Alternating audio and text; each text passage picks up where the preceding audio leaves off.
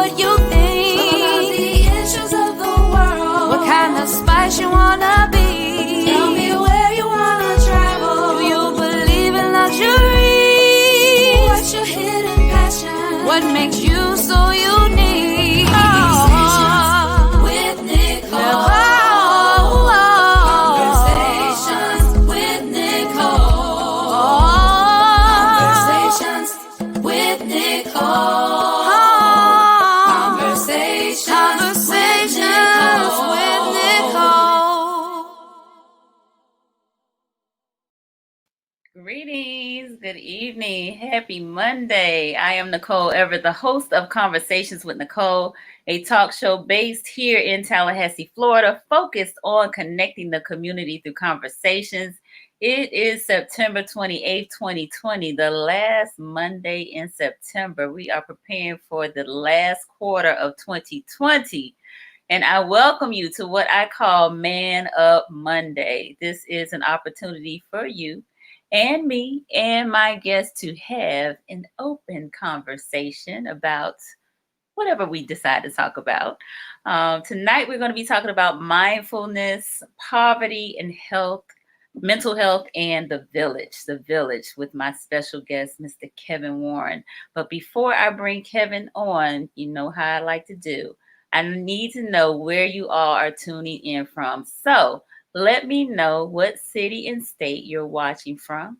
Hopefully, you have had a magnificent Monday and you are ready for this conversation. This is an interactive live, so we look forward to your questions, to your comments, and your engagement in this conversation. So while you all are telling us where you're tuning in from, I'm going to bring on Mr. Kevin Warren. I have had his wife on my show and his oldest daughter on my show. And now it's time for the man of the house, the man of Team Warren, to come talk to me. So welcome, Kevin Warren. Yay! That's the virtual way to do it, right? That's it. That's it. How are you? I am well. I'm well. So glad to have you. I didn't even mention what organization you represented. I'm just so excited. So tell the people where you're from, what you do, who you are. Let them know. Well, as you see down there, I'm Kevin Warren. I'm from Saginaw, Michigan, right? I always tell people it's right outside of Flint. Okay. I really don't know where Saginaw is, so I say Flint, where they still to this day can't drink water out of their faucet, right? And so I'm from Saginaw. I am a social and emotional learning expert. I run the executive director and CEO of the L.I.F.E group, and we are All We Need Incorporated. We run the L.I.F E Center here in Tallahassee, Florida. All right. And married to the lovely. Oh, you know my wife. That's my wife. You gonna do that to me like that now? Yeah. I got you know. Yes. With 4 beautiful youngins. Kamaya being on season 7 of our show. She was on the OWN series, David Makes Man. So she is our little actress right here in Tally. A little superstar.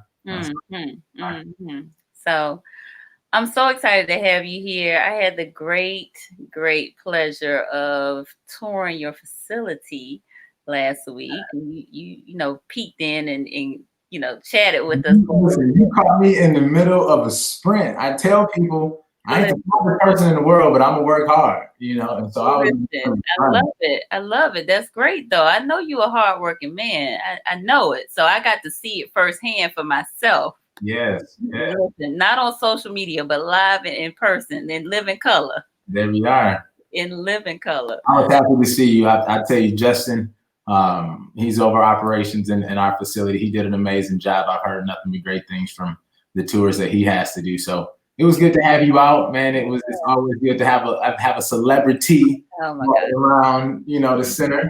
Yes, no. So tell the folks about the L.I.F.E Center. So L.I.F.E is an acronym for what?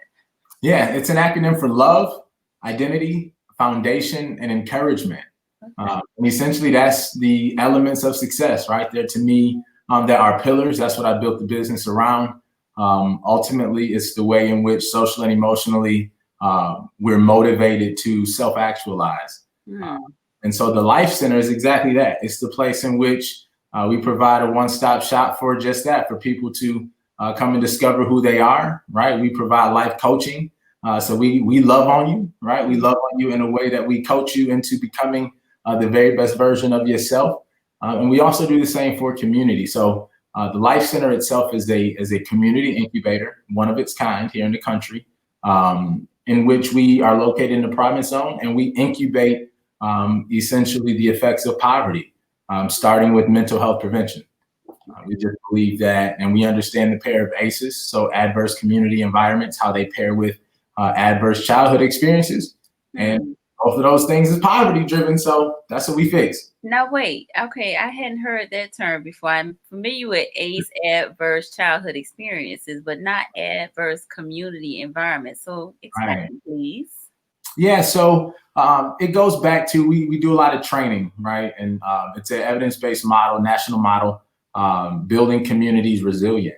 It's a study that understands that communities that are underserved and impoverished, such as those in the Promise Zone communities, they experience adversity, whether it's food insecurity, right? Whether it's gun violence.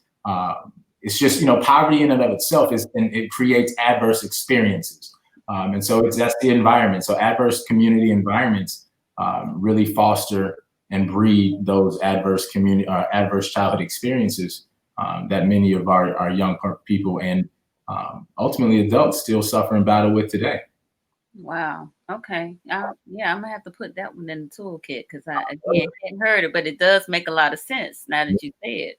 Yeah, it's just a little further upstream. We tend to look at things right in front of us, but that's the whole principle of social and emotional learning. We want to look at psychology and kind of helping kids and helping people right where they are and change the outcomes. But for us, it's like, man, we got to change the environment. It's like we can clean a kid off, but then if you put them right back in the mud, then I'm only gonna do that a couple of times before I'm like, hey, let's clean up the environment. So that's kind of what we do. True. So the other piece, because we got in the building the for-profit side and the nonprofit side, but we got the we are all we need. So tell folks about that. So it's just, that's what it sounds like, right? It's the belief that amongst community, true community, the village, right? We have everything that we possibly need for thriving, not just survival, but thriving. So the model looks like not reinventing the wheel, but identifying and then staying in your lane, right? So we help community members, community champions identify the lane in which they serve. And we stay in our lane and serve them and help them serve others. And just kind of collectively, we have built a model that I like to say it. I don't hire people. You don't pull up a seat to the table. You pull up a table and your chair next to other people who have tables and chairs, and we build collectively. So I love it. So the population that you primarily serve is who? So at-risk and underserved populations, ages 13 to 23, us specifically. But again, the village serves 0 to 99, 100 plus, right? We don't put a cap on it. But particularly the services that the L.I.F.E group that we offer, we provide coaching and services to those 13 to 23. And we also provide parent support coaching support groups as well. So we really try to cover the full family. Nice. So one of my regulars, Mr. Johnny Johnson, is on here. Johnny always has questions. So Johnny wants to know, how do you clean up the environment? It's a combination of policy legislation and transforming the mind, right? You have to transform the mind of the community. And it's really not so much for us about putting resources in, but mining the resources that are there and then cultivating those to be sustainable. And so as you do that, you begin to create, it's almost like planting seeds, right? So you begin to toil the ground. And then when you plant seeds, you really are able to see something grow versus just throwing it all over the place. So that's really how it is. It's a process of cleaning up the environment, being as though creating positive, equitable legislation. I say it that way, not equal, but equitable legislation. Really dissecting policy, and then building the relationships and leveraging those relationships to change the mind of those in the community. So it's a strategy involved, for sure. Let me ask you this, and this question kind of comes from, I graduated from Leadership Tallahassee. They were out here too. All right. Yes, LT for life. But one of the things that we found from our retreat exercises is that it's important to ask those who are in compromised environments, what is it they believe that they need, as opposed to just going in and, putting money on it and saying, this is the fix. What's your thoughts about that? I mean, I'll tell you, we don't see now. I'm not trying to flex at all, but that's happening. That's Monday. Let's go. All right. So you said it's real conversation. So that's what really upsets me, is that's the brand of human services so far, and that's kind of why I attack it the way that I do, because I don't believe that it's big business, right? I just don't believe that it's big business. I look at how we're able to kind of attack community. I mean, repeat the question again, because I'm looking at these comments below, and I'm reading LaShawn. So here I responded actually to some of your previous comments, but my question is around, in compromised communities, do you ask them what they need, or do you go in and fix it the way you think it should be fixed, or fix it based on whatever resources you're currently offering? Clinicians and legislators, they typically write legislation based on the clinician's point of view, right? The problem is the clinician's point of view oftentimes misses out on the social emotional perspective, which is the true motivation of everything.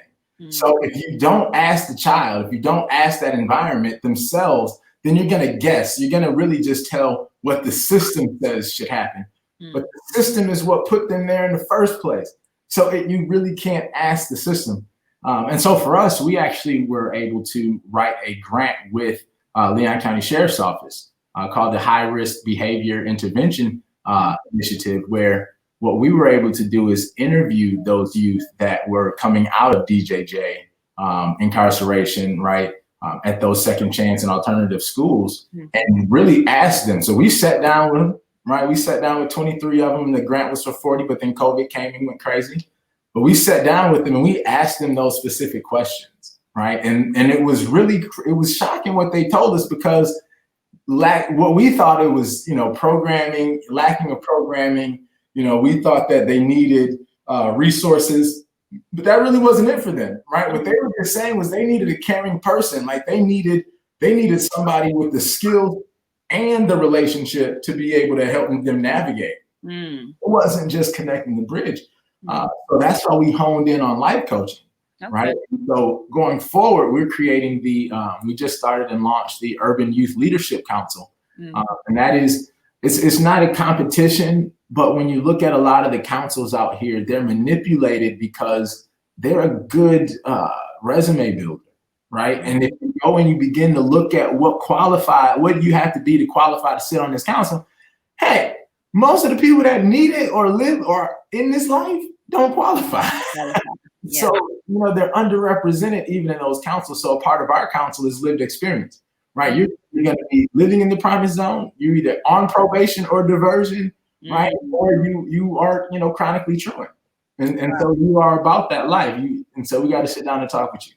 So to answer your question, you got to get to the kids, man. You have to ask the population that you're serving, unless you're just going to be spraying bullets and money all over like we've been doing. Right. Okay. No, thank you for sharing that. So that kind of lends itself to what I believe is our first topic, which is mindfulness, because it sounds like a lot of intentionality went behind you all putting together, this council. So talk to me about mindfulness and what that means to you. As a Black man, it means no mental breaks, no excuses. Right. That's one of the mantras here at the center. My staff and the youth, they'll see me with my shirts on all the time. No mental breaks, no excuses. No mental breaks, no excuses. Yeah, and that's just a state of being aware. That's what mindfulness. That's the definition of mindfulness. Essentially, is a state of being aware. And for me, and a lot of those who look like me, it's taking mental breaks. The world throws a hell of a lot at us, and we sometimes we take a mental break and do something stupid. And for a Black man, it takes one time. You don't even got to do something stupid all the time. You just got to be. Right. But it takes one time. So no mental breaks. And then success comes at the back of hard work, consistency, and no excuses. So I don't care what it is. I tell people all the time, I deal with kids from DCF, from child welfare, to, horrible situations. If you got 2 feet on top of this earth and you got breath inside of your body, listen, you don't got no excuses to be had to me. I was homeless. I was strung out, all of that. So So let me ask you this, because no mental break sounds like you're perpetuating the whole, Black people, Black men in particular, y'all got to always be strong. You got to always, you can't just chill out for a little bit, No, that's that.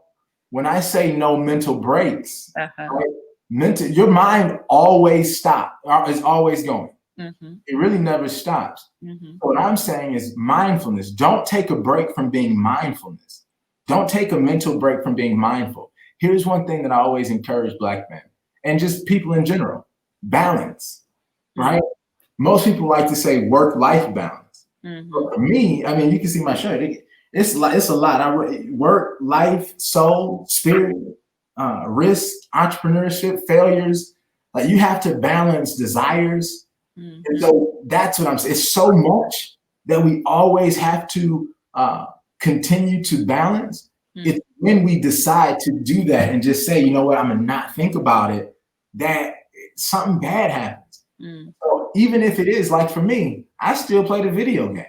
Right. So I'm mindfully playing the video game. I'm intentionally taking a mental break. Leave me alone. I'm on the game. I'm playing 2 games and then we can get to whatever. Right. I'm not saying that, I'm still not taking a mental break because I'm intentional about, recovering right now. So I like that because we can start having a conversation. A lot of folks, we can have that conversation. And mindfulness is so important to be able to create a sense of balance for yourself. Now, how has that balance or mindfulness been challenged during the pandemic? Well, kind of in both ways, right? I was on the road a lot. So before the pandemic, I didn't do a lot here in Tallahassee. My company was more so statewide. I did a lot in Central Florida and South Florida. And so the pandemic stopped that, kind of slowed that up. And so we were in the house, which I love that. Right. That was it was amazing for me, but then money started, you spend money. So you got to figure out how you got to get to money. So they don't stop. That's one thing that COVID didn't tell. They didn't tell the collector to chill out. But no, so when we opened the center, I'll tell you, even right now, you see where I'm at, right? You see where I'm at. And this is my office. And so it's difficult to balance time. But for us, we just had to be extremely honest with who we are as people and where we want to go. And we just we didn't limit ourselves to being traditional and normal. And so my wife's office is the first suite in the building. My kids have a room, right there. They're homeschooled. So, it's just, you just got to figure it out. Where there's a will, there's a way. And we step up to the challenge. So in the wake of Ahmaud Arbery, Breonna Taylor, George Floyd, again, I'm asking about this mindfulness and this balance. Tell me, how do I want to ask this question? How do you reconcile, mindfulness with all of that going on as Black and brown people in America? There's a lot of anger. There's a lot of hurt, a lot of a lack Energy, of I call it. acknowledgement and acceptance and recognition. There have been a number of conversations and continue to be conversations around social and racial inequity. Yeah. Yeah. Let me say this mindfully. I love you, Black woman. Ah, I love you. I support you. I protect you. give thanks. I got your front, your back, your side, your side. I love Uh, it. and so no matter what, that's what it is. So in the wake of that, that's how I reconcile it. Okay. I have been, I typically am not one to read much. I hadn't been one to read much, but I've really taken since COVID, I really have taken some time to get into some books. And in that, just understanding kind of the process of kind of channeling, right? That's been extremely important for me during this time, is being able to channel that energy. And that's why I said it's energy for me. The rage, because for me, that's what it turns into, right? As a Black man, you see certain things and people think you're mad, but then you get to a rage and it gets dark, if we get very transparent. And for a second, like for me, I unplug, right? I certain things, don't talk to me, take my phone away. And so it's tough, but inside of reading, I learned how to channel that energy. And the first thing that I did was take away the face of it, right? So just taking it away from being a bad thing or something that's supposed to make me angry, and just using it as fuel and figuring out the center of my problem.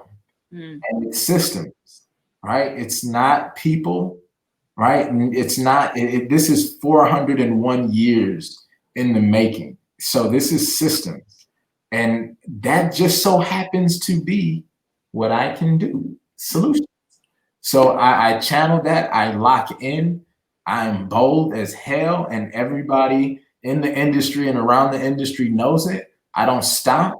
I don't take no for an answer. Hell, I don't even take yes for a final answer. Yeah, it's just, I just go, and that's how I do it. It's just, if we stop, man, I got a son, I have 2 daughters. And so the way that I do, I just channel it and go, go forward. And how do you help the Black and brown men or young men that you are guiding or assisting with the same anger or rage that they may be experiencing as a result of the racial inequity? Yeah, so one thing that I was super excited and humbled to be able to be asked to do was do a grief to power workshop with the Omega Lamplighters. Because one thing that we want to do a lot of the times is just deal in the face of the anger. But that's what I do. I deal with the tools, right? So I try to put in tools into our toolbox to properly unpack and properly navigate through the emotional diarrhea that is America right now, right? And it's so, for instance, breathing, right? Like teaching folks the proper way to breathe, dealing with anxiety through that. For instance, we had a young man who he would utilize, so we say you got anger, hurt, pain, frustration, sadness. Those are all different emotions, right? And they should all be dealt with a different way, right? Or manifested, in a different way. But in this young Black man, it all came out in rage and anger. So sadness, he would tear stuff up. Anger, he would tear stuff up, right? Hurt, he would tear stuff up. It was always just violence and tearing stuff up. So what we look at is, what other tools can we put in there? How do you communicate? How do you breathe? How do you mindfulness, right? Zach talked about my mentor, my brother, Zach Richardson. And we use this: take your meds, mindfulness, exercise, diet, and sleep. Right? Tell them those things. Take your meds every day, and it'll help you. Yeah, you have said something there. Definitely all the meds piece, the mindfulness, exercise, diet, and sleep.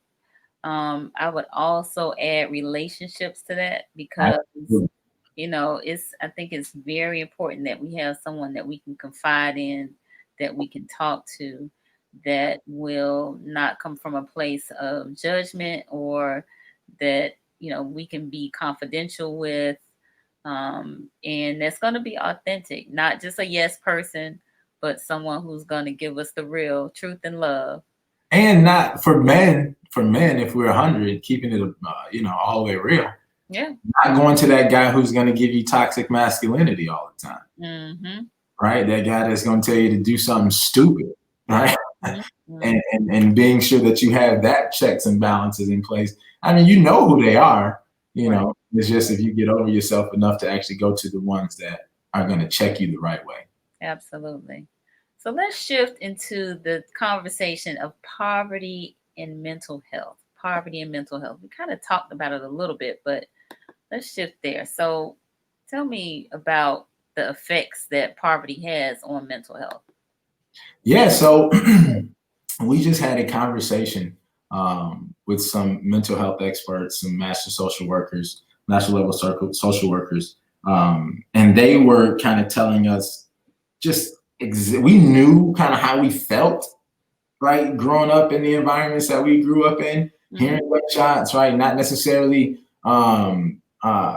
having the new clothes or always having enough to eat, and that may not be my personal, testimony, but that's what we experience as a culture, as a community of underserved people in poverty. Mm-hmm. And so it creates things like hypervigilance, right? Hypertension, manic anxiety and manic depression, PTSD, these things that they're social and behavioral disorders, mental health disorders, that they lead to the things in which we see. So, like I tell people, Black boys don't come out of the, ready to carry a gun, right? They don't. If you look at a kid and he's not scared of gunshots, that's a problem, right? That's a mental health issue. That's not a thug. That's something different, right? So when you look at poverty and you look at mental illness, think about this. What happens when it rains? You stay in the house or you go outside? Stay in the house. It's not sunny. It's gloomy. It's uncomfortable conditions. After a while, there's a term called cabin fever, right? And that's a real thing, right? Imagine there are kids right now that have never been from 32304, and they don't even know that there's a Walmart on Thomasville Road. Some of these kids have never even been on I-10. Yeah. Right? Yeah. Some of these kids aren't even allowed, based upon how their gang affiliations go, to go down the road. And so you think of that. What does that create? The images in which you create. All of us know branding, marketing. I mean, social media in of itself, images. What do these kids see every day? All right. What do these kids get to experience every single day? Yeah. Darkness. Same old. It overwhelms them, right? And so when you think about poverty and mental illness, mental health, it's like poverty and mental health is like saying McDonald's and nutrition, right? It's like those two things don't even go together. Poverty cannot create a mentally healthy person, nor can eating fast food create a bodybuilder or a healthy individual.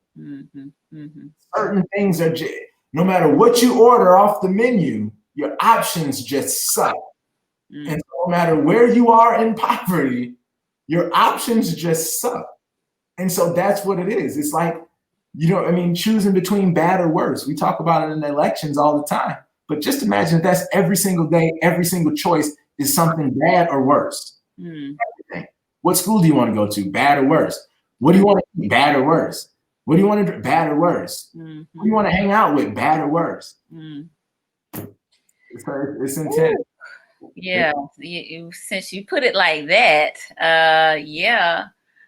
So no wonder, there's high anxiety and depression and bipolarism and schizophrenia and, education, right? That's in Kalarn, they made the median household income is somewhere around $120,000 a year, right? And 323 in 32312, 32309.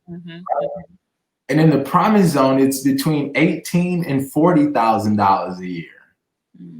Right. And I mean, we even took out the colleges. So we're a data hub. That's really what we do. So I pay a scholarship to FAMU, FSU School of Engineering, and I just have a data scientist over there all day long, just scraping data and pulling up reports and doing this stuff that I can't do. Right. When he pulls that data, that's like 90. Imagine a household having $90,000 more a year after year. Right. What more resources can you provide to your children and family than they can? Imagine in COVID, right? Tutors, no problem. Right? Internet, no problem. But what about across the way? What are these kids going to be doing? Right. Certain schools give iPads, certain schools give desktops. Like, good morning. True. So it's just true. Poverty is what it is. It is. LaShawn said, poverty will mess you up. It's intended to. Yeah, indeed. So let's talk about the village. And, when I think about the village, I think about indigenous folks and what the village looked like, in yesteryear and probably what in some places it looks like now. But how there is, this collective when you talk about the village. Yeah. So you tell me what you think as it relates to the village, what the village means to you. Yeah, you hit it right on the head, right? I mean, you got to be a version of politically correct, right? But it does. Ubuntu is the underlying principle behind it, right? Just understanding village, understanding unity. In the term community, it literally is right in there, unity. And that's what we look at. So we just contrast the difference between neighborhoods and really trying to pull in community. So what that means is just finding what works, filling in the gaps, right? As I say, we are all we need. We start with the needs of meeting the needs collectively. Then we can slowly but surely get to some of the wants that we have. And that's the goal. For instance, we say that collectively, individually, we can compete we're a nonprofit. We're a 501c3 nonprofit organization. I'm a businessman, right? And so, like I say it that way because it's a slight difference. And so when you look at competition in nonprofit world, everybody competes for these grants, right? And a lot of the time, the local grants just are not sufficient, even in the fullness dollar amount. They're not sufficient to really solve the problem. Right. But then when you split it between 20 organizations, it's definitely not going to be enough, right? And then you look at the organizations that have leadership that look like me and you, right? And you take us into the equation and you push us further down into the funding realm and the funding conversation. But then you look at it, we're the ones really doing the work in these zip codes, right? We're the ones really with the programs. And so our concept is, for me, I know how to go get money. Right? Well, I try anyway. And so we collectively come together and say, all right, you can ask for 50,000, you can ask for 150,000, but collectively we can ask for $1 million, right? We can demand $1 million, because truly, if we collectively come together, then at the end of the day, you can't go over there and get that service for little to nothing, because we're all standing together and requiring you fund us to the extent that we need to truly solve it. Yeah. So it's collective impact. That's what my sis Talithia says, collective impact at its finest. It's at its most bold, right, for us. Yes, I love it. And at our value, because I think so often, as community folks, we tend to either not value it or allow people to undervalue what we're providing. You know what I'm saying? Right. So, really recognizing our value. And it's not it's not bragging or boasting if it's, true. So just, come to terms with it. It's okay. It's all right. You know how people are, Nicole. You have your permission to be valuable. Yeah, you got to tell people that sometimes, and that's what you encourage is. But first, you got to find it, right? That's what a lot, especially Black men too, right? It's Man Up Monday. It is. A lot of us have, our value was placed inside of toxic things early. I know myself for sure, right? A lot of us is placed in money, sex, power, those types of things. Right. So you have to kind of take that time to really understand and rediscover your value and what do you really place a value on. My pastor, he always says, wherever there's a lack of value, abuse is sure to follow. And we've been abusing the heck out of ourselves for a long time. I think that's where it is. We just place the value where the system said we should place it versus where, like Ubuntu, where we really need to place it, right? Yeah. Collectively, together, family, legacy, Yes. So Kelly said 50% of the funding in the county goes to arrest and incarcerate people. Less than 2% goes to prevention. Imagine what the world would be like if that were flipped. See, that's why I love Kelly. I'll tell you, and you know what? I don't publicly endorse people, right? I know this isn't that platform. I'm sorry, but I met Kelly in service, right? That's just one thing. It's not about politics. It's about relationship. And when I can meet you in service, then I know for sure you're about the business. And so Kelly's absolutely right. And we call it prevention services. So like one thing that we particularly attack is recidivism, right? And preventing arrest. You get programs that say that they prevent recidivism. And what I think is, if your program can prevent recidivism, if it was further upstream, shouldn't it prevent arrest? And if it's preventing recidivism, what did it really prevent? Right. It's more like intervening and stopping something else. But stopping what's already happening even more, but it's not prevention. Yeah. So what I look at is, we look at prevention, right? We look at mental health assessments before you get arrested or before you get Baker acted, right? We look at how do we do that? And that's the relationships. Yeah, for sure. So a little bit back to the village concept. What do you believe the Black man's role is in the village? The Black man's role in the village is the same as as it's always been. Here's the truth. Is to be present, right? And to be present and willing.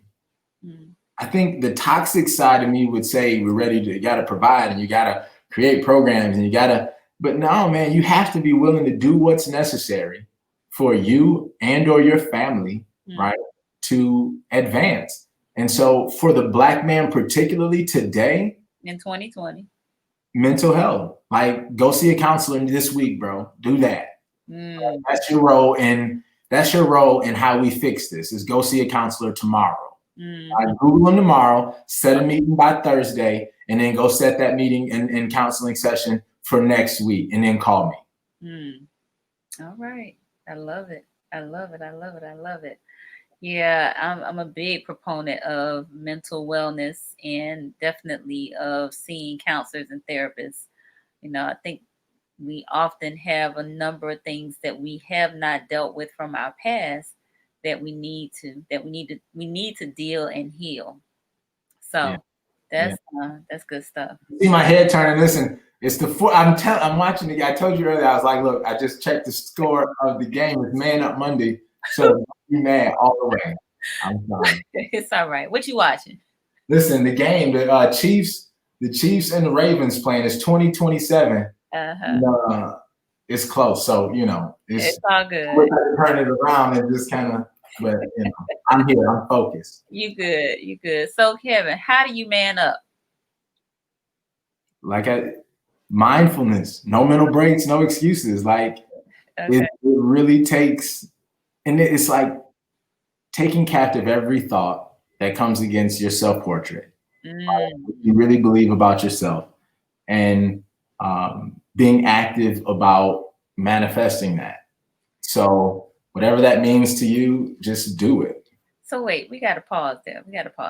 Kelly is giving you the stats here. Look, Like, can't see it. I'm telling you, I'm trying to, It's all good. So you said, say that again about the portrait.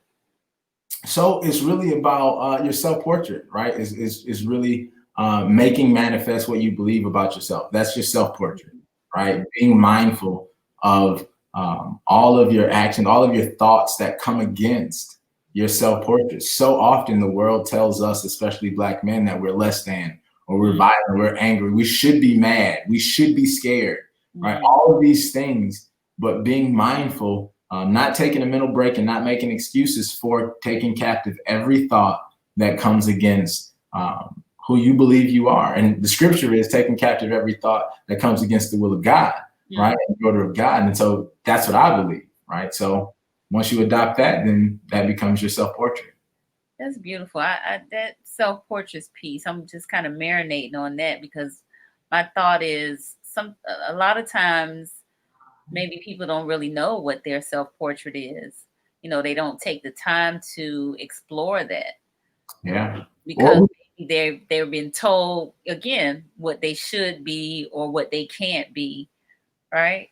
Or not even given the time or the space, right? I mean, I'll be honest, like, it wasn't until I was 20 that I even began to recognize that I needed to carve out the space to, discover like the true version of myself. And that's the hardest part is finding that space that you can safely, and truly authentically begin to find your identity. That's it. Love identity. Right? It's that piece is you can't love what you don't know properly anyway. And so it's important for us to take the time to find that space and then like marinate in that space and just deal with yourself as yourself. Yeah, no, I like that. Life keeps going, right? And we still have to go to school or to work and got to tend to the family or whatever our responsibilities are. So, like you're saying, taking that time, taking that space to think, to dream, to wish, to hope, to even explore who you are, what you like and don't like, what's serving you well and what's no longer serving you well. And being okay, reevaluating and saying, okay, you were once okay for this point in my life, and now you're not, right? Like, how do you say that? What happens if you build some relationships in this season that how you carry that over if they're not supposed to be, carried over? So. Yes. So Dan the Man Richardson is on here and he wants to know the information at self-portrait. How do you relate that to adolescents to buy into it? Facts, and tell them the honest to God truth, right? I teach them like the kid that we had here. He was suspended. He had just got suspended, like literally just got suspended and came up cussing, going off, pissed, right? And what we talked about is just like, I was able to identify the signs. He was like, man, I don't know. I was pissed. My grandmama died yesterday. This happened, that happened. And then let's unpack that. So when you woke up this morning, right, how did you feel? I already knew it was going to be a bad day. Self-portrait, right? We begin to talk about that. So in the beginning of the day, you drew yourself with a frown, right? Like, man, you was mad already. And so they buy into it because it's authentic, it's honest, it's talking about the social and emotional components of it, like how you felt when this happened and being able to see those microaggressions and the fact that we look the same and I talk like this. So I cuss just like they cuss. We talk. They can't believe that I'm cussing. I'm like, you cuss, like I'm trying to speak your language. And that's it. In love, that's what we do. What's your love language? Right. We do the same thing with the kids. Mm-hmm. If you hood, then I'm not getting ready to talk to you. Like let's understand each other. Mm-hmm. Yeah. So Johnny is back for another question. Did you grow up with your father? I did. Crable Warren, my pops, man. I grew up with my dad. I say it this way. I've come to grips with how our relationship came about, right? And it was, right? My dad's a great father, right? And I say that without any of the, black male trauma, right, that kind of comes with it. I realized that my dad was a black man who stood up at the plate of the World Series game in the 9th inning, and all of the lights went out, and he still tried to swing, and he got on base, right? He didn't have a dad. He didn't come from money. He was one of a lot and had a little. And so, yeah, he didn't do every piece of thing right, but what he taught me how to do was he taught me never to quit. He taught me to look any man in his face as equal, right? And he taught me how to hustle. Right? So when he taught me those 3 things, I don't really care what it looked like. We have ups and downs, fist fights and hugs, but yeah, he's there. He's still here. He runs our transportation company right now. He just caught a flight to Missouri. He's about to catch another one to South Carolina. And he travels. He lives the life. All right, love it. So Johnny's question actually brings up a question in my mind. What's the impact of fatherlessness in the lives of the young men that you encounter? Life. Life. Yeah. It's and the kids that we encounter, a kid without a positive. Well, and let me take it back. It's just not with a father, because even kids with fathers, have the wrong one, have one that's more fatherlessness. So let me define this. Yeah, okay, there we go. Not necessarily right. That he's physically. Yeah. Yeah. It's life and death, because what a father teaches, like I said, my dad, if you look at just right and wrong of fatherhood, right? My dad probably would have been the part of the manual that tell, like, of your equipment that'll say what not to do with this so you don't break it, right? My dad was probably the one when it comes to like certain things, when it comes to toxic masculinity, of you probably should fix that before you start having kids and stuff, But at this point, man, it's like being fatherless is a death sentence in America for a Black kid. Yeah. It's a death sentence for sure. Yeah. Okay. All right. Monica's keeping you up on this score. Oh, it's a wrap, then. It's over. Let me tell you, Mahomes, that boy bad. I don't know if I ever seen anything like it. So he scored again, 30. Man, all right. Nick said, really glad Kevin Moore is in our community. Nice. That's another one that I met through service. I met Nick through service, right? Yep. Nick was serving the same youth that I'm serving. So Nick, I appreciate you, brother. Cool. Yeah, Nick is my co-host on Single in the City Where Kings Meet Queens. We actually have a show tomorrow at 8:30. All right. Yes, featuring Dr. Monica. So we're going to be talking about sensuality and sexuality. So looking forward to it. Hey, babe, we got to tune in on that one. The married folks know. Y'all should know all about that. That's what maybe you can have a song. You got to know a little bit about it. I'm teasing. No, everybody is welcome. It's all good. But it is going to be a mature conversation, so make sure the kids are in bed. All right. So, wow, we have covered a lot of ground tonight. Mindfulness, poverty, and mental health, the village. Anything else that you would have us know before we start wrapping it up? No. Yes. On a serious note, and I just found this out yesterday. We're doing some episodes on our podcast around breaking stigmas in the Black and brown communities around mental health and mental illness. And one of the stigmas was, for the episode, Black kids don't kill themselves. Black people don't commit suicide or do mass shootings. Right? And that was the stigma that we kind of were debunking. And it was the most emotional show that we had out of the 40 episodes. We all broke down. And it was because I did not know this, and let me make sure I read this stat right. Suicide attempts in the Black community are up 73% this year, right? My show last Monday, was on suicide. Oh my gosh, Nicole, like, and then the Black youth being 2 to 1 to die by suicide over white youth. Yeah, those numbers are going up, especially amongst Black boys and men. And it was a 10-year-old Black young man that took his life. So you think about poverty and you think about mental illness. Yeah. I mean, it's right there in the numbers. Over the last decade, up 93% in the Black community. We got 2 pandemics going on right now, you know?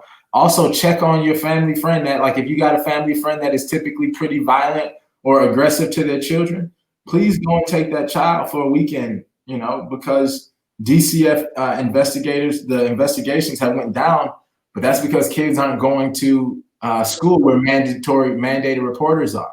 Right. So, you know, please just help. You know, it's stressful for everybody. I thank you. I appreciate you for having me.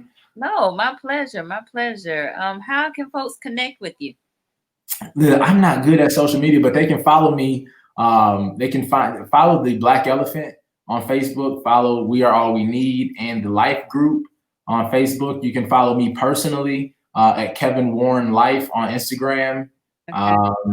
And Twitter. I don't really do Twitter. It's okay. You can, that's about it. Find me on Instagram or just, you know, Facebook, Kevin Warren. Absolutely. Okay, cool. Thank you so much for that. And how can they support what you're doing? Really just stand with us, you know. If you have a passion, one thing that we're doing right now is looking for village members, right? Village donors. Okay. We're looking for village providers. If you have programming or if you have the desire to start programming, come on by, let us help you out, figure out how to get you a curriculum and get you some youth to start serving consistently. So Kelly asks, the podcast, that's the Black Elephant? Yeah, so the Black Elephant is the podcast, and we have, like you say, yours is conversations to bring communities together, right? Yeah. We have uncomfortable conversations to advance the culture. Yes. So where can they find the podcast? Don't give me the line. It's on all of the regulars.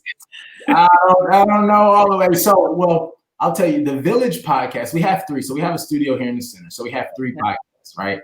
The Black Elephant, we just did a lot of recording. We record the first season before we're even letting, release it. So we haven't even released it yet. Yeah, right, the Black Elephant. But you can follow the Village, and then the Black Elephant will be on all streaming platforms. Okay. Thank you, Makai. I need a my boo come back with, she got my back. I love it. We need a wing woman. Cool. All right, good deal. Well, I'm again just elated that you were here, and keep up the great work that you're doing. Awesome. You do the same. You listen, we need you in our community. We need you. You the culture. You the Charlemagne the God for us. Right? I appreciate it. Look, I'm trying to be Oprah and get these Oprah coins so that I can really do some work. You Oprah that who's that? Right. We are all we need. So, let's keep this conversation going. Let's remember that we are part of a village and that we all matter. And we need to be helping each other, looking out for each other, check on each other. Go get a mental health checkup. This week, if you serious about life. Get your checkup from the neck up. Like right now. Yes, right now. I appreciate you, Nicole. Oh, my pleasure. So for the viewers, thank you for your contribution to this conversation tonight. My wing girl, Makai, for having my back. Kelly for the game scores. Look, they was supporting you tonight, Kevin. They was with you. I made my heart. Listen, what they do? I don't know what side it's supposed to be on. Yeah. So just real quick before we sign out, again, Single in the City tomorrow at 8:30. Dr. Monica, who was on this broadcast, commenting as well. She was one giving you some of the score stats. She is our special guest. Wednesday. Oh my gosh, who is my guest? I can't even remember right now. Oh, Somo. They have a play out called Hands Up, and it is featuring the life of Michael Brown. Yes. So they are my guests on Wednesday. Actually, Enrica Sissel and a few of the players will be on. Look, Kelly giving you that. They just love you. They just love you. So they will be my special guests on Wednesday, and then we are about to launch season 9 of Conversations with Nicole. So I have a pre-season 9 show on Thursday, because we'll be back on Thursdays at 11:30 a.m. on Facebook and on Roku, which we are live on Roku right now. But I have Dr. Yolanda Bogan, a psychologist here in town, and we will be talking about mental health on Thursday as Mental Health Awareness Week rolls in that first week of October. So lots of great things happening here. Absolutely, absolutely. Good job. That's awesome. I can't wait to tune in myself. I don't watch too much TV, but I may be able to I may have to jump on and check out that mental health one too. You better. Me and the wife gonna jump on and check out that other one y'all got going. Look. So Micaiah, I'm gonna need to hire you, ma'am. She said, "How do we access the network?" Well, I'm so glad you asked, ma'am. So you access the network by going to Roku. So if you have a Roku TV, a Roku stick, a Roku player, you can type in via search Greater Works Network. Greater Works Network, my partner Gerald and I launched this network mid-August, and we are so excited to be able to provide great programming. So add us as a channel option and watch some of the episodes right now. Conversations with Nicole season 7 and 8 are what's broadcasting, but we have some other content coming. We actually announced the winners of our content creators contest. So Nicole Dorsey has an ambush makeover show that's about to we're about to do. And then Stan Johnson, the photographer, he has Artists of Color, which is content he has already created that will be on the network. So good things happening. Good. I'm doing the thing on Roku right now. You're doing a thing on Roku right now? Okay, cool. Cool. Well, help her out, Kevin. She said, I'm technology challenged and need to know for myself. That's all right. Listen, but those of you, I'm on, get your kids to help you out. Get your kids to help. You know they know how to figure it out. That's the truth. All right. Well, thanks again, Kevin. Again, I really appreciate it. Please come back. Give us an update on what you have going on. Absolutely. Anytime. All right. Sounds good. All right. Y'all have a good night.